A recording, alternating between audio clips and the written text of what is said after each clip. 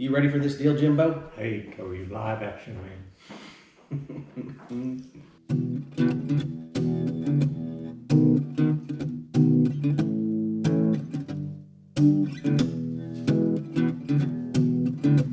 Old stories like long lost friends, rodeos and late night bends, history before our time, round pens and pasture rides, cowboys of the Osage.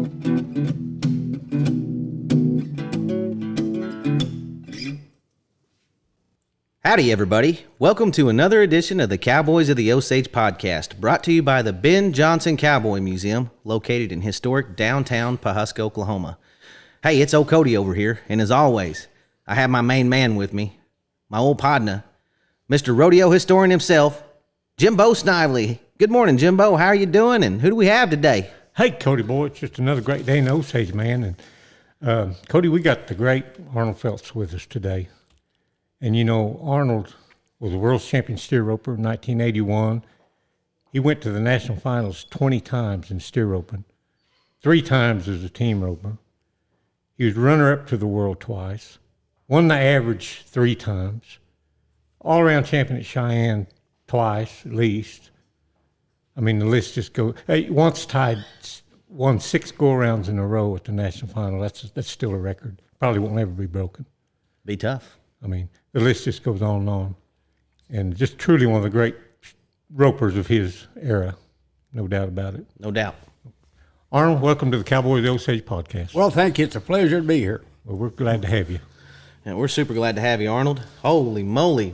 This is a big one here. This is one of our biggest ones, I think, Jimbo. Oh, yeah. No doubt about it. Arnold Felts. It don't come any more of a historic roper name than that. No, it really doesn't. What are you doing in town, Arnold? Well, you know what? I had planned to come up here to Guthrie to the BL5 ropings, and you guys made contact with me, and so I just kind of took an extra couple of days to come early and to visit you guys up here, and I can tell you, it was well worth the trip. Just the museum alone. What a impressive thing y'all have done here. Oh, we appreciate it. Oh, Cody and his wife just really worked hard to put this thing together, and more people are learning about it every day, and we invite anybody to come. It's really worth the trip. Well, I tell you, I've heard great things, but the descriptions don't even do it justice. This thing is really something to see. Yeah, it don't seem real to me sometimes, Arnold, to be honest with you. That, I can see why. Yeah, I don't. We don't consider this ours in any form or fashion. It doesn't. It just seems like a museum we walk into when we walk into it. Sometimes it blows our mind too. So thank you, sir. You're welcome. Where'd you grow up at, Arnold? Well, I was born at Paducah, Texas. Where is Paducah, Texas? Oh, it's about 80 or 90 miles to the south and east of Lubbock, or maybe just east more. 30 miles from Matador, another small town up there. Not a whole lot out there, is there? No. Hey, they used Not to have a a lot pretty at all. big roping in Paducah. Really? At one time. They had it. How many? A few years. Anyway. Oh, they had it 4 or 5 years. They had a rope in there. Yeah, but I actually left there probably when I was 12 years old or something. But that's where I was born and kind of raised, and that's where all my grandparents on both sides are buried at Paducah at the cemetery there. So that's kind of what I'd call home. Right. Well, where'd you get your interest in rodeo and roping? I think God gave it to me because I don't remember not having it. Right. So you grew up basically on a ranch or in the ranching country? In the livestock in that industry and ranching and some farming. So And every kid wanted to be a roper. When they grow up. I think at some point, at least used to. Yeah, all kids want to be cowboys. But back then, yeah, exactly. Well, your dad, he didn't work for just any ranch. Well, my dad worked for several different ranches. My granddad worked for the Matador Ranch for a long time, and actually until they sold out in 1959.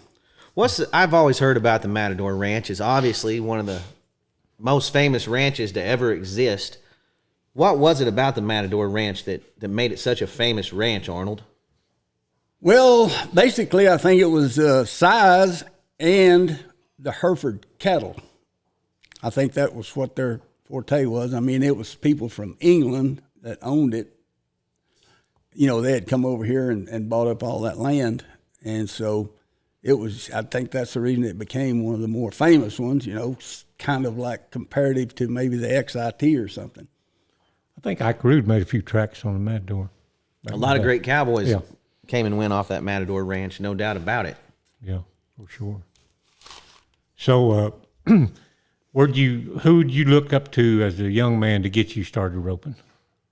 Well, you know, my dad roped, and he roped pretty good. He just never went anywhere. But he roped calves only. He never did. Well, later on, he did a little bit of team roping, but so that's kind of, I guess, where I got my start. You know, I remember as a youngster growing up, the people I remember were people like Ike Rude or Troy Ford or Toots Mansfield, some of those guys. But I always just had a burning passion to be a roper. You probably started out like most kids as a calf roper? Yes. Yeah. Yeah, for sure. Yeah. You were really a very accomplished calf. You know, a lot of people might not realize that, but what a good calf roper Arnold Felts was. Well, I know every time that I ever saw him rope calves, there were a pretty big crowd would gather around when his name was said at Pecos or San Angelo at the roping fiesta because they knew something was liable to happen right there. Right. No doubt about it. For sure. And he was getting a little older, but those particular rodeos and ropings, they were roping bigger calves at the time. And Arnold, he was spanking it right to him. Pretty good. Well, I imagine. Where did you start out in the junior rodeos and stuff, or just jump right in there? With the You know, boys? no, not so much. I did a little bit of high school rodeo stuff, but basically I just jumped in with the amateurs and started bumping heads with them. Yeah. You know, they didn't have all the different tiers and that kind of thing. Right.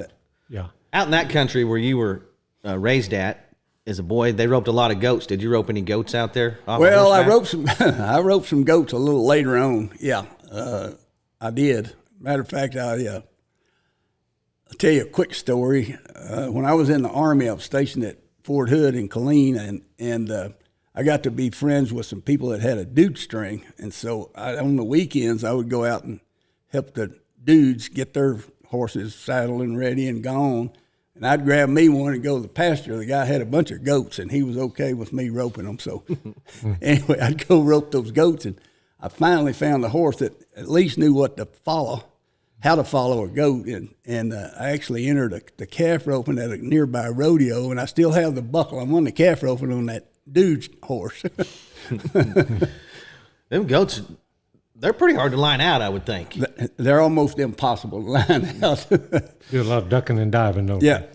Yeah, we were talking to Marvin Cantrell the other day, and it struck me when he told me that, you know, he learned to roping goats, and we didn't spend enough time on that, Jimbo, because I don't think most people understand how hard it might be to rope a goat from the back of a horse. If they've never run one, they don't realize. Yeah. It just seems like they're a small target, plus they're just doing a lot of this. Yeah, they can duck and dive and jump and do a flip and dive again. Right. Well, you started out as a calf roper. Who were some of the tough calf ropers that you went up against back then? Oh, golly. Man, I roped so many match calf ropings in the early days, but I mean, the tough guys were Tuffy Thompson, Glenn Franklin, let me think a second, Bowie Wesley, Paul Howard, Buttons Howard. I mean, there was a slew of those guys that roped really good. Right. Did you ever know Bobby Thompson? Oh, yeah. Yeah. Knew him well. Yeah, he was a nice guy. Yeah. He worked on one of those ranches down there, or kind of ran it or something. Well, you know what? He actually, he lived where my granddad had lived after the Matador sold out, the people that bought it, and I can't tell you their name right now, but he lived down there and ran that ranch for them. Yeah, I thought he did. Yeah. I sure liked him. Yeah. Who's some of the guys they put you up matching against? Well, all those guys named. I mean, Wade Lewis. Oh man, I bet that was a match. Terry, the left-handed Terry Walls. I roped him 2 or 3 times. Sylvester, Roy Cooper. Sylvester, not everybody Phil knows that's Line. Shad Mayfield's dad. Right. For sure. Phil Line. Did you rope him roping calves or steers? Well, I roped him both, but yeah. Who's up on that one? You know, I won the match with Phil, and it was actually at Freedom, Oklahoma, at the old Cowboys, whatever they call that roping, and it was at that big arena. And I can't remember if we roped 10 or 12 calves that day, but the mamas were in the back of the arena. The calves were still on the cows. And they were, I don't know what they weighed, but they were bigger calves. And when I backed in the box to run my 10th calf, there hadn't been a barrier broken or a calf missed, and I had to be 11-something over a long score to win, and I was about 4/10 quick enough, whatever that was. So it's probably the best match roping I ever saw, and I happened to be in it. Yeah. Did you ever see any of those match ropings down at San Angelo? Oh, lots of them. When Jim Bob was roping? Oh, yeah. Was that before your time? No, I saw some of them, yeah. Yeah. He was tough in those, wasn't he? He was, yeah. What made him so tough in those? Well, I think his horse and just being that hometown favorite, you know, I think that's the two things. Yeah. I got to ride that horse twice at different times, and I was really young, but I got to ride him twice, and he was really amazing. Yeah. Well, you did a lot of team roping, too. Made the finals 3 times. I may get in trouble, but I'm going to say this anyway. When people ask me if I still rope, I say, well, if you call it team roping, I still rope. Well, that's what most steer ropers Yeah. think about it, but it's still fun to do. It's more fun to practice than actually go to one for me, really. Yeah. Well, anymore they've got these big carrots dangling out there, and so you want to chase those big paydays. And it's nice when you get them, but they just don't come that often. Who were some of your partners? I assumed you were a header.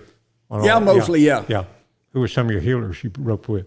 You mean when I was rodeoing or Well, yeah, today? when you made the finals and stuff. Roped with Ace Berry a couple of times. I roped with Leo Camarillo, Gerald Camarillo.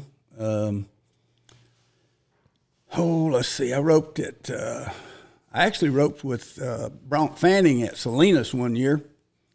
And what made me think of it is I heard he passed away or something just recently. Talk about that team roping at Salinas. That's a little different, wasn't it?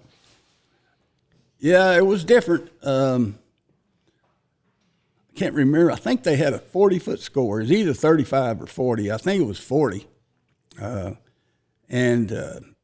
Your hat brim would be turned up when you caught up to one. They would run. And that, of course, everybody knows that. Well, maybe not everybody, but the arena there is extremely long. It has to be for that kind of start.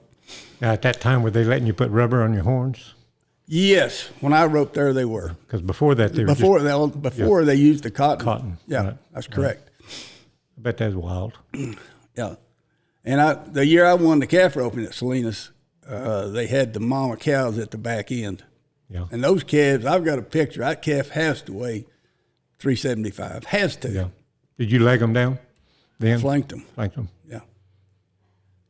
Pretty good size cowboy to be flanking. I saw a cool picture of him, I think, on the internet last night, and he was getting off the left on a horse, but he was getting off just about as fast as any of these guys getting off on the right today. Yeah. Holy yeah, moly. some of those guys could get under the rope. Yeah, he had just got the calf rope, and he was stepping on down there. I saw an old 8mm of Cheyenne one this time, and Dean Oliver come out and had those khaki pants on. He was so athletic. He got on that rope just in a blink of an eye, you know. I guarantee you he wasn't much slower than those guys getting off the right. I saw Sonny Davis tie calf in 7 at Salt Lake City at the rodeo and got off the left and on the rope. Yeah. Holy moly. When you first started making the finals team roping, were they still tying them down, Arnold? Or? No, it was after, and I don't remember what year they quit. Let's see, I went to the finals in the team roping in 73, 4, 6, maybe 7, somewhere in there. And they had quit. They'd quit doing the half and half thing. Oh, okay. Yeah. Mentioned Ace Berry, so I know he was doing it still at one time. So Yeah, Ace is not older than me, but he's about the same age. But he started. I was a little bit. I think he was making the finals in maybe 68 or 7, somewhere in there. He was, in the bareback riding, he was really young when he first made the finals. I think he roped in the finals as a kid too, maybe at 15 or Yeah, just well, a little older than JD. JD, yeah, just a that's few correct, months yeah. older than JD.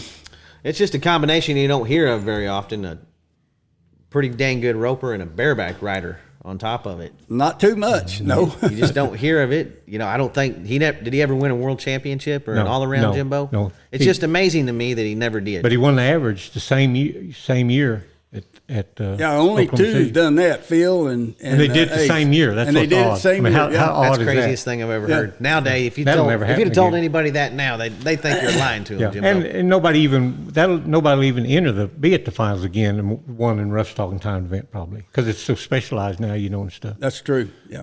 You just won't see it. It'd be a real special deal if it did. I just don't know. I just don't know if it's ever going to happen again either, Jimbo. When you were making the team roping finals, that was at Oklahoma City. Yes. Yeah. What was that like down there? Oh, it was a big deal. The money wasn't the same, as it is out there today. But I'm not sure the money wouldn't have gone just about as far as it does today. Just about, they talk about how much they're making now, and some of those big bonus rodeos and stuff. That 50,000 is a big deal, but those other guys a lot of time aren't making, as far as money in today's money, not making any better than they were then. And to me, some of the rodeos have actually hurt themselves a little bit, the bigger rodeos, because they limit the entries. Yeah, And so that money just never makes it Denver difficult. this year wasn't paying as good as it did years ago. That's Is what correct. I heard them Denver's talking a about good that. example. Yeah. And they're splitting it up a lot more too. Yeah, they're they're splitting it paying up. They have all that tournament style rodeo and stuff. What do you think about that, Arnold? Not having an average. I'll be honest, I wouldn't even know how to enter a rodeo today. Every rodeo has a different format. I know. And they top load it, meaning that first may pay $20,000 and second $5,000, that kind of thing. And so that wouldn't be my cup of tea. And I always was kind of like to think of myself as an average, roper. I mean, I could win go-rounds too, but I didn't go sudden death on every head. I tried to look down the road and keep myself in contention. So I don't think I'd like it much. Right. And I kind of think a lot of the timed event guys especially aren't that much in favor today of what's going on. The rough stock guys, I'm not close enough to any of them to really know. So what their thoughts are. I know the older ones that don't like it. I mean, the ones that retired and stuff. They say, "Hey, I just don't like that not having an average," and stuff. But I guess you get used to it. And as a rodeo fan, I'm starting to get used to it. We're watching it because it's pretty good watching. Where like I think it was Houston where you got 3 different go around. You got 3 different performances.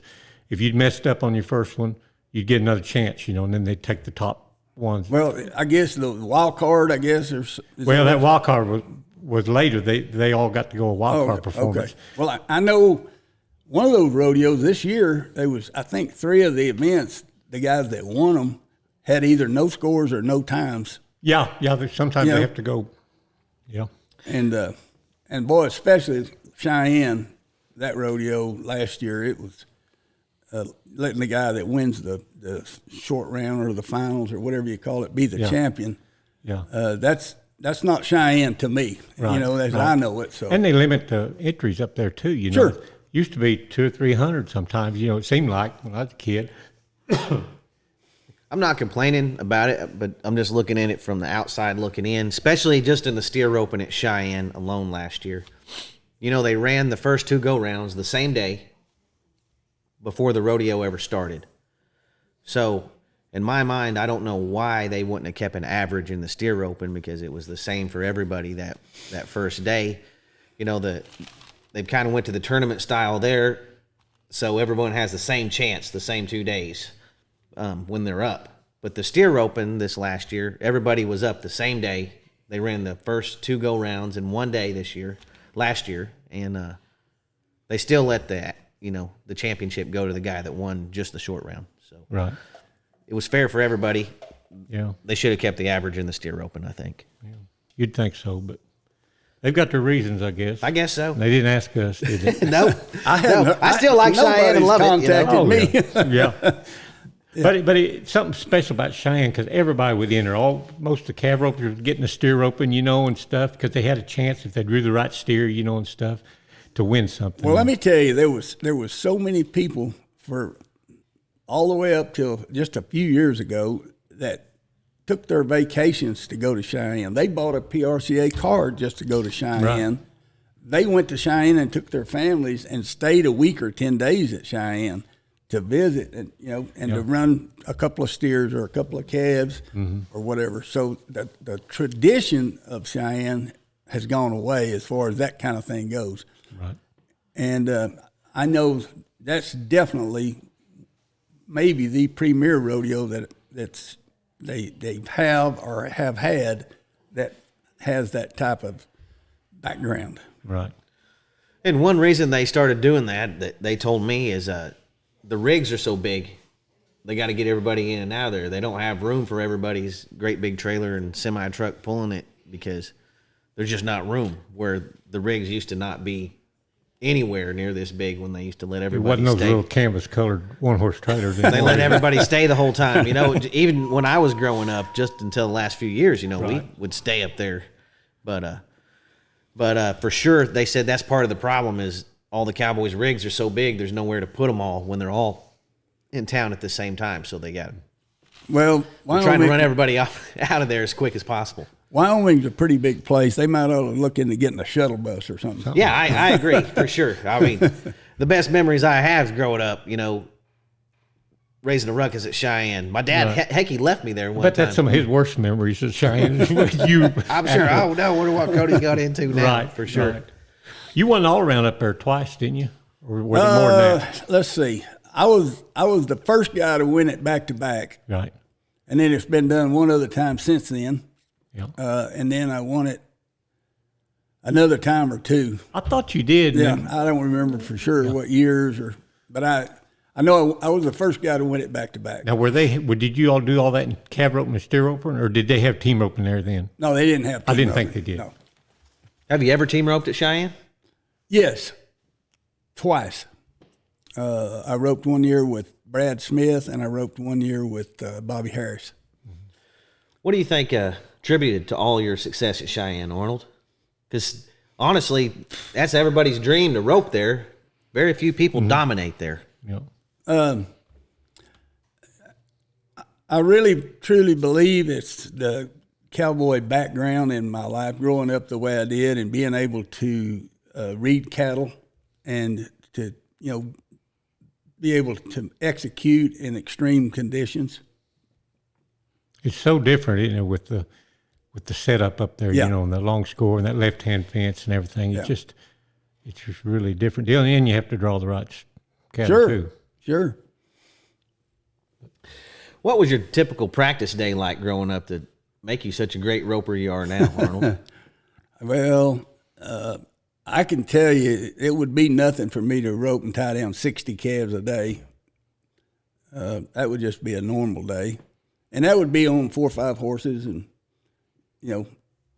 not maybe at one setting, but during the course of a day, maybe 30 or 40 in the morning and maybe another 20 in that afternoon. So I worked hard at doing it. And I think anybody that's had success at any sport is a worker. Sure. You're not just born with that talent. I mean, you may have some talent, and I think God gave me some talent, but I also was a worker. Did you make your own horses? Did you buy a lot of other trained horses? How did you do that? I made most of the horses, and some of them I would buy and maybe improve them a little bit, that kind of thing. I didn't really go out and buy the big high dollar horses at all. You're talking about tying all those calves. How many of those did you use your good horse on, or were most of those just practice horses? Oh, my good horses, I wouldn't tie that many on. No, you wouldn't. It would be horses I was training on and practicing, just using for practice. Right. Did you prefer like a good ranch broke horse, a horse that's been used a lot outside before you took them to the arena, Arnold, or did it not matter to Absolutely. you? Most of the horses I bought, I've gone back and put a snaffle bit on them and broke them, even if they had been roped on, because they weren't broke. Yeah. So, I always, and I still do that today. I mean, I still got ring snaffles, and I'll put it on one if I don't think he's, doing what I want him to do. Right. What do you think about the horses today? Oh golly, they're so athletic, and the breeding programs are so good. The horses, and it's just like the bucking bulls you see today, and everything is improved through those breeding programs. So there's a lot of phenomenal horses out there. I mean, they have talent young, and you take a cold-blooded half renegade, you got to kind of bring him down a little bit like they do a soldier in the Army, and then build him back up. Right. But don't you think some of the setups, the way they are now, has taken the horse out of it a little bit? Yeah, for sure. It has. The speed, the speed is something that you can't replace. So that's a good thing. But with the smaller cattle and the shorter scores and the sudden death formats, it has definitely. And they're so expensive. And, going back to the finals, and I know you probably watched the finals this year too out in Vegas, and a lot of times the horses were either dragging the calves and causing them to kick, or the rope was laying on the ground, a lot of them. Of course, that Smith boy got a good horse, and he won everything, But a lot of the horses were either overworking or not working enough. And I thought, man, $200,000 horse, you'd think they could do better than that. Well, I think what we just talked about and mentioned, the fact that they've got these short scores and these little animals in the calf roping. That's what we're talking about basically now. So I think that they see that all year long, and so it's pretty easy for them to get in a bad habit when you're going full blast every time you nod your head. Right, sure. You're not ever giving them a chance. Right. You're trying to go as fast as you can. Yeah. Out there, they're trying not to jerk them calves down, try not to let their horses overwork, because the last thing you want out there is a no time. But, last year they were having trouble with their horses, Mayfield and different ones, Cooper, and somebody brought in a horse from Canada, and they're all fighting over wanting to get on him, Hey, go ahead. I'm sorry, Jimbo. No, I apologize. I didn't have anything to say. Hey, Arnold, you're one of the very best horn ropers I've ever seen in my life. Every horn loop is just so beautiful. You rope them, great big curl comes around, crack, trips over there. But on the same note, you're one of the very best calf ropers with a neck loop I've ever seen in my life. Just such an art to his roping, Jimbo. It's just such a beautiful loop when it comes on there, and it's all perfect. Curl comes around perfect, handles the slack perfect. Smooth would be the way I would describe it. Mr. Smooth. Yeah, Mr. Smooth. What do you do to rope horns so well, then be able to turn right back around at the same rodeo and rope a neck just as well as you rope them horns? For everybody that might it's be a roper out there, let's get a tip from you. It's a couple of things. It's position, number one. You get in a little bit different position to rope a calf or I do, and than I would to rope a steer. And the other thing is when I'm roping the calves, I'll use a little bit shorter spoke than I will when I'm roping horns. And so it's not too much different than any other two sports. They're really totally different. I mean, they're both with a rope, but you just have to develop the feel of what fits you and your style and go with that and put a lot of work into it. Yeah. He's one of the best at that, Jimbo. Holy moly. Oh, absolutely. Watching him rope a set of hordes is just a pleasure to watch. It's the most beautiful loop I've ever seen. Well, you rope calves, rope team roping. What got you started steer roping? You know, Cheyenne, Wyoming. I entered the calf roping up there my rookie year, and I was in my 20s. I didn't get my card till kind of late. And so I watched the steer roping, the slack, and then during the rodeo. And while I was there, anytime I was there, of course, I was watching. And I kind of felt like that those guys tracked and followed, and I thought, not only can I rope those things, I can do it quick, or quicker. Mm-hmm. And so that kind of got me. And another thing about the steer roping that really intrigued me was I wasn't a road warrior. I didn't like staying on the road. I never went to a ton of rodeos in a year, ever. And so I wasn't a road warrior. And the steer roping, especially at that time, the entry fees were higher.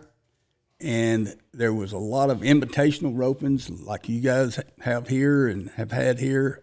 And they would usually have a calf roping, maybe a match and a jackpot on Saturday, and then a steer roping on Sunday.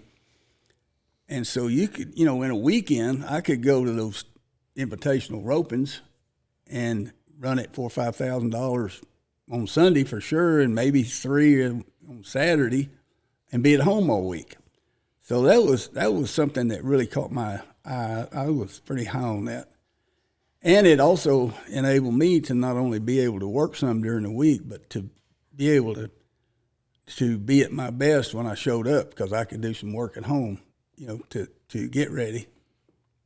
So those two things kind of caught my eye. Who helped you with your steer roping, or did you just pick it up on your own? Well, all these videos and all this technology and stuff wasn't available. Right. So I watched the people that won, and if it was whoever it was, if I thought that they did something tying that I could put in my program, and I'd go home and work on it and see if it worked for me, And so I kind of learned that way by just watching the people that won. Who were some of those back then? Oh, Tuffy Thompson was one. Marvin Cantrell, you mentioned Marvin. Olin and Sonny, they both were still roping at that time, and they both, they both were great ropers. Sure. So just those guys that were winners, mm-hmm. That's the people I watched. Yeah. Probably not a bad idea. The year you won the world, where was the finals held at? It was held in Laramie. Laramie, Wyoming. Yep. Where all did you rope the finals at besides Laramie? Oh, gosh. Amarillo, Lazy E, Laramie. I think that might be it. You never did rope at Mulvane, I guess. No, I never roped at Mulvane, or they had it at Hobbs a year or two also. I went out there that one year and watched, but I didn't. Mm-hmm. I wasn't roping. Mm-hmm. Laramie, what was it like roping up there that year? What time of year did they have the finals? They had the finals in September, like mid-September, and the best I remember that year, the weather was okay. I was there a time or two when the weather was cold and wet, and, not the best. But that year, I don't remember it being bad. 61 was the first year they had it at Laramie, and it come a big snow, and the county came in there with front end loaders and pushed a big pile of snow up down by the buck and chute. I've seen pictures of that big pile of snow. Oh, yeah. Holy moly. Didn't they have parimutuel betting at that particular roping? They did. So, correct me if I'm wrong. I think this is maybe some of the only times that we had this format in the PRCA. I think they took 16 ropers to the finals in Laramie, and they ran 2 heats of 8, just like a horse race for the parimutuel betting.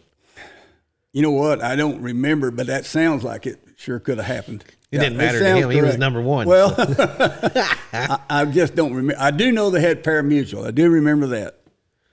I wonder how they set the line on the ropers, like the horses. Did they just let the bets do it themselves, or did somebody set the line? I would guess that they would just start at some point, But the money would make the change odds. it as they, yeah.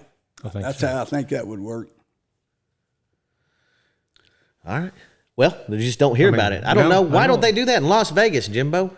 It's the that's perfect odd. place for pari-mutuel betting on the rodeo. First time I went to Vegas, I couldn't believe it when I asked one of those guys there behind the desk about the rodeo. He said, "We don't touch the rodeo." They don't take any action on the rodeo for some reason. What he told me. And, they bet on everything out there. Yeah, you'd think if you're gonna bet on a roping or a rodeo, having it in Vegas, you could get some action on it if you wanted, Jimbo. Yeah, I just don't know. Speaking of that, it seems like before all these cell phones and stuff came along, it seemed like a lot of cards were played around some rodeo grounds before all that came along. Were you ever part of any of them good old card games, Arnold? I probably played a few cards. What'd you play? Pitch or? Pitch. Yeah, that was just kind of the game of choice for Cowboys, seemed like, for some reason. There was another game they got to play in the Cheyenne there for a while. I don't know. I could have swore I heard a story one time on Arnold that he took everybody's money in this game called Two Card Guts one time up there. And I think the stakes got real big real fast in that game somehow. But they said Arnold came out on top of that deal. He's not saying. I don't remember that. You don't remember that. Did you do any flying back then to rodeos or just driving? Yes, I did. Who flew you? Or did you fly yourself? I flew myself, yeah. Boy. We're meeting a lot of these guys that have their own airplanes. I don't even trust those 30-year pilots, much less cowboy. So every cowboy I've ever traveled with, they're like, "Oh, I'm getting kind of tired," and they'll run off on the rumble strip just to wake you up, so you'll take over driving. I can't imagine if they were doing that on an airplane. No. Would you have your own plane or? I did, yeah. Yeah. Wow. You have any scary stories to tell us? Well, I had a couple of forced landings. One of them, actually, I chartered a plane at Cheyenne at the rodeo. And at that time, they would allow you to be moved if you were in the slack, from your position. If you was 30th, they'd let you move up to second or third or whatever. So anyway, I rented this plane at Cheyenne at the airport. It was a turbocharged T-tail Era. And I go out the evening before and get checked out in it. The people that run the charter, not the charter service, but the flying service there. And they went up with me and let me check out and make sure I was, current and knew what I was doing in that airplane. And filled it up with fuel and all that so that we didn't have to do a whole lot for a pre-flight that morning because we were up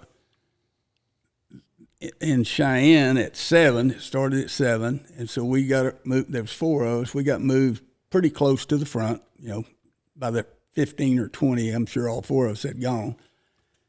And we were up in Burwell at 10 o'clock slack. And you lose an hour because they're on Central Time. Okay.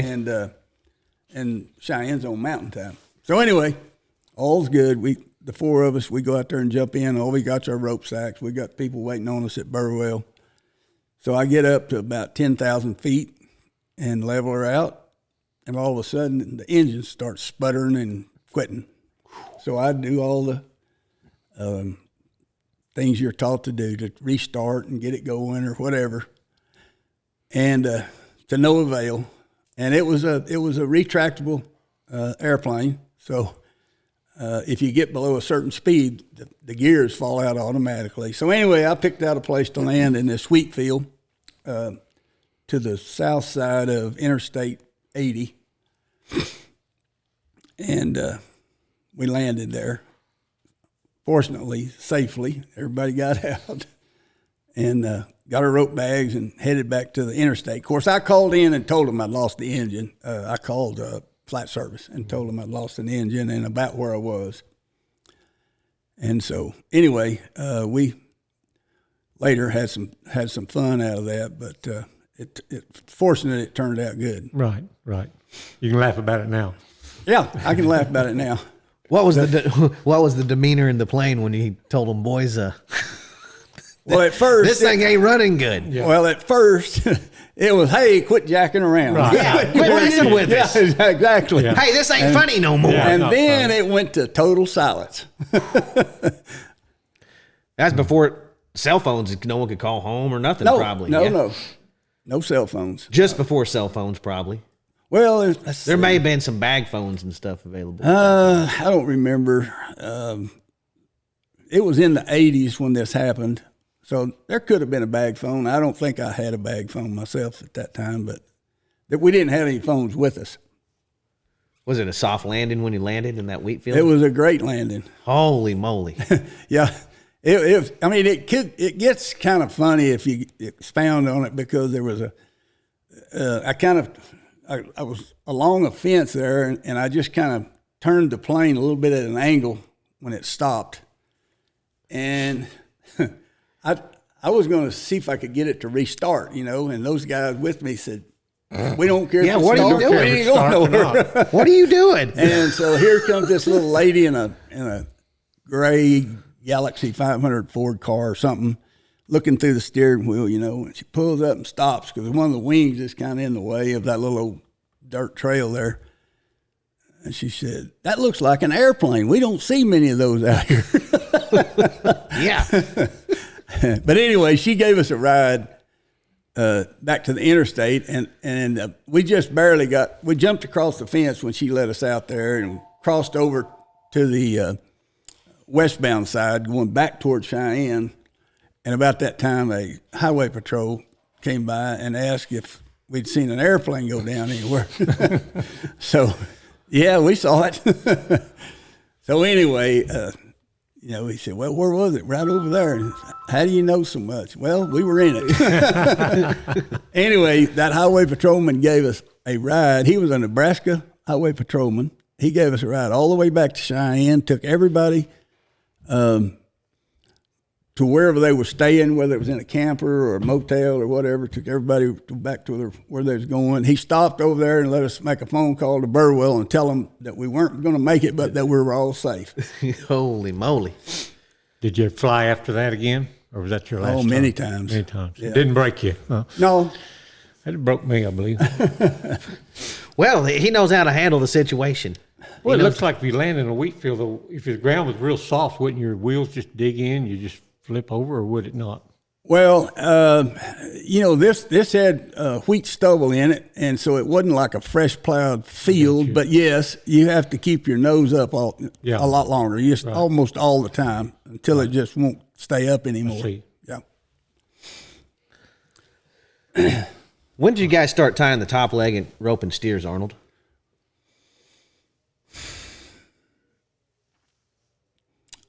I think I did when I couldn't find the bottom one.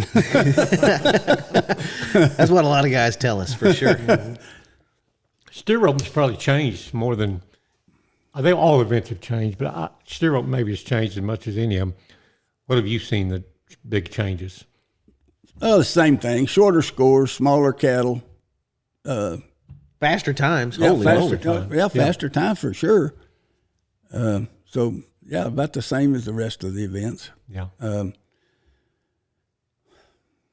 The one thing to me that seems a constant, and even in the current conditions, although it is different, but the one thing I see that I would call a constant is the people that ride their horse the best and make the good runs on the good cattle they have are still the guys that are winning. Mm-hmm. It's I think it's harder for them to keep a horse working as long and some things like that. And you'll see guys get lucky every once in a while and make some kind of a wild run. You see that. But I still think the cream comes to the top. Mm-hmm.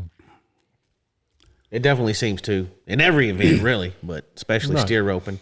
Sure. Heck, a lot of it's still the same old guys that was beating everyone 20 years ago in the steer roping. It is pretty exciting to see a whole new crop of guys coming along. Yeah, they've even got a college steer roping deal going now. Yeah, college steer open finals me and Jimbo saw the other day. Yeah, crazy. How have the steer horses changed, in your opinion? Kind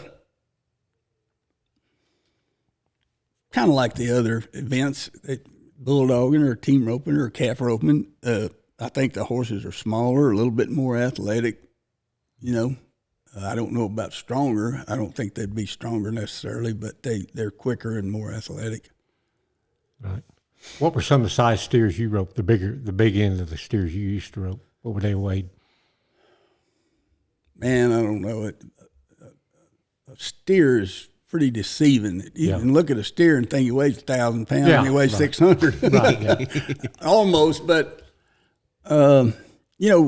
when Clem used to have the roping at Bushyhead, those cattle were cattle that Dale Hall had hauled to the rodeos for a year or two, and then maybe team roped them somewhere, and then we tripped them over there at those ropings, and I got a couple of pictures. I mean, they'd have to weigh seven something. Yeah. Bushyhead, what was that roping? Tell everybody about it. They don't have it, and it's they have a form of it, I think, but I don't think it's the Bushyhead roping that Clem had. Clem obviously started it, and he had it in the fall. It was in October, and I believe the calf roping was an 8-header, and I think the steer roping was probably 4. I can't remember for sure about that, but I think it was probably 4. But Clem he'd buy those calves, and you almost could call them yearlings out of the east over there, and bring them in to turn out, after the roping. He'd get them ready, and so those calves were big. I mean, they were big, and he'd have the calf roping on Saturday and the steer roping on Sunday, and rope those big calves and big steers. Right. Were they roping those in that pasture where they had the team roping? Well, no. I think that team roping was actually just kind of out beside where that arena is. I can't even remember how big that arena is, but it was big, and the score was long. I don't know how long, but at least 20 feet or something. But it was a unique roping, just because of the big cattle and the big arena and stuff. And I actually won that roping every even-numbered year in the 80s. I won it in 80, 82, 84, 86, 88 or something like that. And I think I won the calf roping 3 times and the steer roping twice, or I can't remember exactly, but something like that. So it kind of fit me. Sound like it. I think they called it the world's richest roping there for a while, Jimbo. Yeah, they did. That's what he built it told that everybody. way. That's what they advertised it as. Right. Yeah, the fees were maybe $1,500. Whoa. And that was a lot of money in that day. Yeah. I know maybe one of the first times I won it, I won $22,000 or something. Oh. And that was like, you could buy a new pickup for 7 or 8. Yeah, right. Did you ever buy yourself in the Calcutta any of them big jackpot ropings since you were already there? Well, I can tell you 2 stories about Calcuttas and myself. Okay. The first one, I bought myself at San Angelo one year in the steer roping. And those Calcuttas were big. Big time. They were big. And it sounds like a lie if you told people, how much people brought back. I can tell you, I had up about 17,000 somewhere in there for myself. No partners. And when I backed in the box in the short round, I had won 0. I had won. You ain't wasted no rounds. You ain't I'd got a won fast like time. 5th in 2 rounds and about 7th in another one. But no you're money. Still an average. But no, I was in the average. Yeah, I was second or high call, one of the 2. And so I back in the box, and I think, man, I am never going to do this to myself again, ever.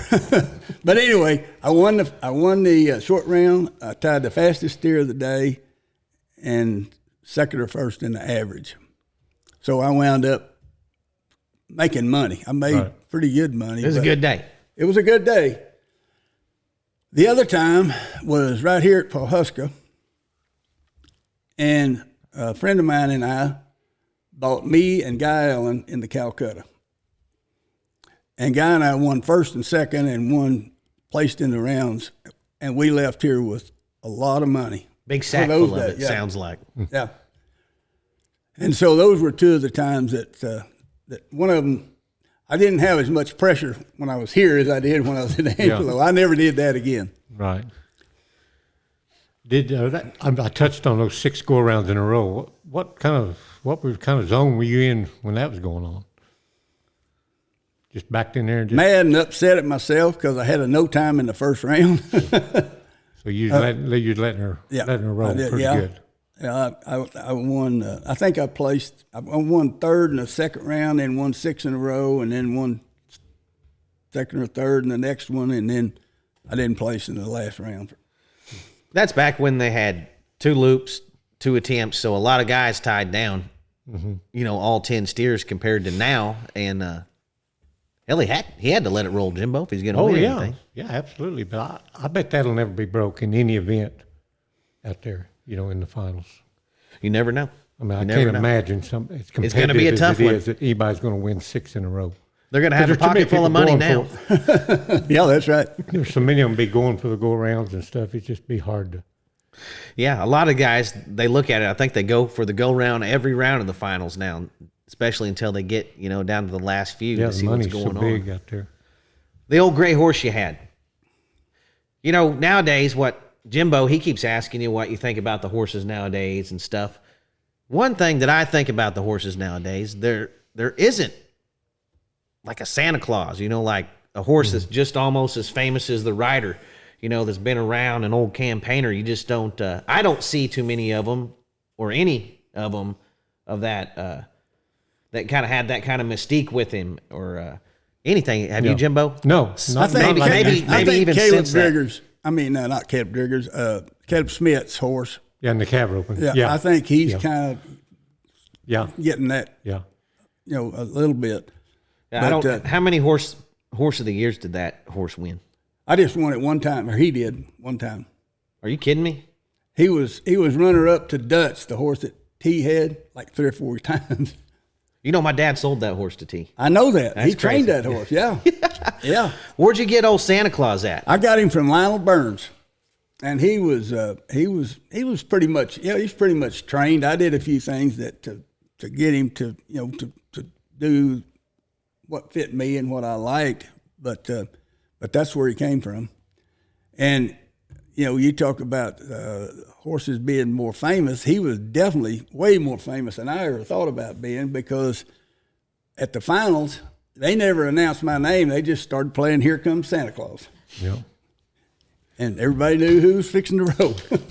You can go all the way back to the 50s and 60s. Those old steer horses, you know, you know, some of them are almost famous as the guys. You know, Popcorns, Peanuts, all those horses are Santa Claus, Dutch. You know, there's a lot of famous horses. You just don't hear about near as many of them nowadays.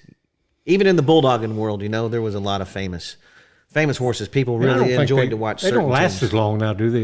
No, not at all. And that's attributed to what we talked about a little earlier about the short setups and the go for broke every time you back in there. And you know, it's just hard to keep one staying good when you ask him for his life every time you back in there. Yeah, that's true. He just fit you perfect, didn't he? He did. Did you let anybody else ever ride him? Oh yeah, yeah. I was telling you about the all arounds. Keith Hudson was the guy that won the back-to-back all-arounds, and he was riding Santa Claus. Roy Cooper won Cheyenne on Santa Claus. I won it on Santa Claus. It's like Christmas every time he got on that. That's right. That's the reason I named him that. Holy moly. So that's how he got his name, Santa Claus. It was like Christmas every day. Holy moly. So did Lionel train that horse, or did someone else train him? You know, that horse came from Buttons Howard. You know, you'll know Mark Freeman at Texoma. Yes, sir. Raised that horse. Okay. And there was 2 of those. They never sold a horse. There was 2 of those horses, and they both had been injured. Santa Claus had been injured in some kind of shoot when they branded him or something accident. And the other horse, I forgot how he had gotten hurt some way, and they sold those 2 horses. And the other horse was a gray also. He became the head horse of the year one year, and Santa Claus went on to become the steer horse of the year that one year. That's unbelievable. He only won it 1 year because, gosh dang, that horse was such a famous horse. Everybody loved to watch him go. Well, he was going up against Dutch, just like he was going up against Guy Allen. How many world championships would you have if it wasn't for Guy Allen? 3 or 4? 17. Yeah, there you go. No, you know what? When I won it, I said I was good. I wanted a world championship. I got it, and I was good. From there on, I was just about going to the good rodeos and making the finals, but not. I wasn't out to win multiple championships. Well, it surprises me you didn't. But whatever happened to old Santa Claus? What ended his career, it had rained, and I had some pipe pins there at the house, and they had some of the welded wire on them, and he was running and playing and acting goofy, and he run and slid in the mud, and his foot went underneath, and it hooked his hind leg, his foot actually, and tore that bulb, and he never was the same. I used him a little bit after that, but he never was the same. And then after that, I gave Santa Claus to the equine therapeutic part of Tarleton College, and handicapped and terminally ill children got to hang out with him. So I got a lot of letters and pictures. Oh, yeah. Great. That's where he ended. He lived to be 31. But that's where he spent the last 13 years. And they took good care of him, yeah. too. Yeah, they had their own vets and feed programs. Yeah. And That's great. Well, that's a great story. Yeah, it is. I had no idea that his career ended that great. Right. He ended a champion career. He did more for those kids probably than he did for Arnold.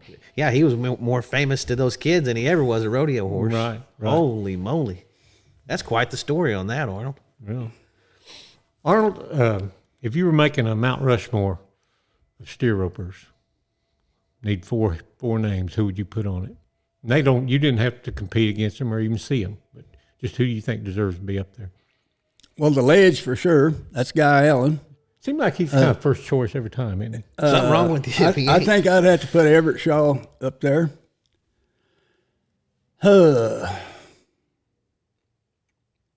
It gets tough. You almost have to put Sonny Davis up there.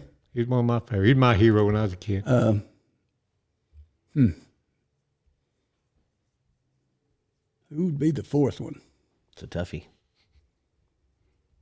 Bob Crosby. Yeah, Bob Crosby. He could be. I didn't really know him. I just Clark knew McIntyre. Yeah, Clark. He could go up there. Shote, Webster. I put Shote up there. No, you said Shaw. You said Everett Shaw. Oh, Shote. Yeah, there you go. That's who it is. Yeah. Okay. Well, I can't even argue with that list. That's one of the best pretty lists. good list.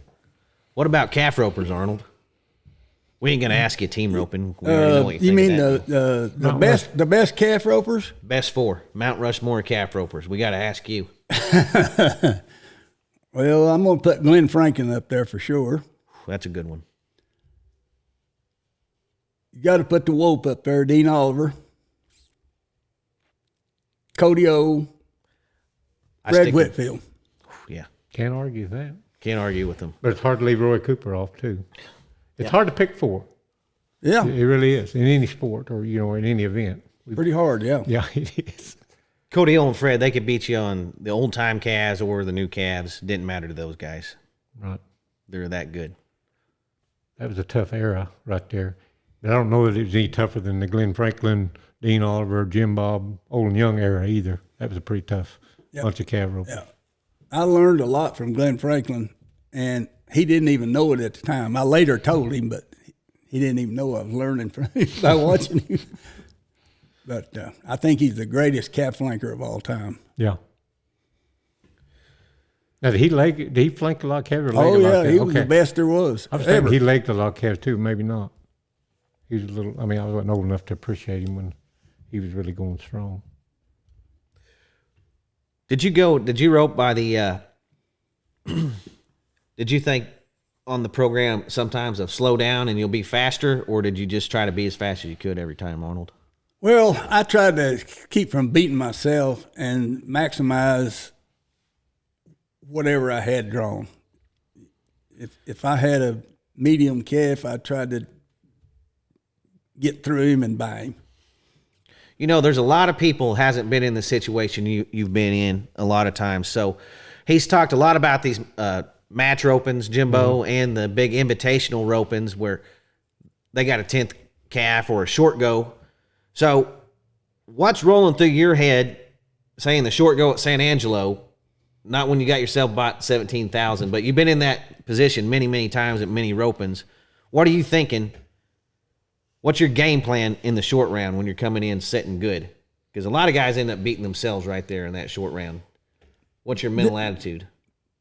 Mine is that I've got to the easy one. The hard part's done. Now just go finish it. I like that, Jimbo. Pretty good advice, but it's good advice. Easy to hear it, but it's hard to implement that. Yeah, just like slow down, be fast. Right. You know? That don't work. No. It sounds good when you get old. But. Right. Well, you got anything else for him today, Jimbo? Well, just thank him for coming over. It's a real privilege to have Arnold Felts here at the museum and doing a podcast with us, because he's truly one of the all-time greats for sure. We could probably talk another hour. He spent quite a bit of time in this country, too. He was telling us in the back. Yeah. He's no stranger around the Osage. He's a real cowboy from a real cowboy family, and to me, that's where all the best rodeo cowboys come from, Jimbo. Right. Mostly. I believe that. Well, it's certainly an honor for me to be here today, and I thank both of y'all. And, hey, we all want to wish you good luck at the BFI. Hope you take home a big old sack full of money. If they have a Calcutta, I'd buy yourself in it if I were you. Seemed like what if he brings 17,000? Whatever it costs, he's going to cover it. He's going to cover it. I can't believe he didn't do it more than he did after winning all that money everywhere he went. Yeah, I've just looked up to you my whole life, and we appreciate you coming down, Arnold. And well, it is. This is truly an honor, and I've enjoyed every minute of it. And like I said, we could talk to him for another hour at least, Jimbo. But remind everybody to hit that like and share button and leave us a comment. You just did it. Right. Means a lot to me and Jimbo. Yeah. Until next week, this has been Cowboys of the Osage Podcast. See y'all.